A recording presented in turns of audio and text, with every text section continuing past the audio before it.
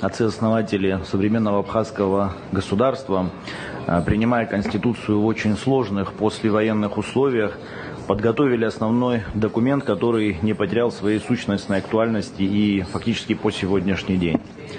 Народу Абхазии повезло, что в тот период исторический момент во главе национального освободительного движения стояли очень опытные, прагматичные люди во главе с национальным лидером Владиславом Мардзаном.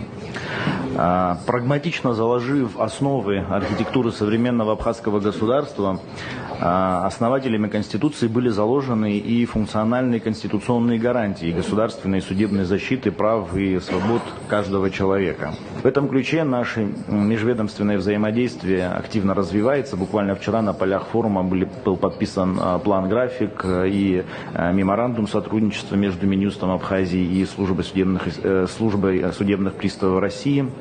Активно проводятся консультации, взаимные консультации, обмен опытом и правовой информацией. Убежден в том, что динамично развивающееся сотрудничество между Минюстом Абхазии и Минюстом России отвечает нашим братским международным отношениям и приведет к взаимному обогащению и укреплению национальных институтов развития.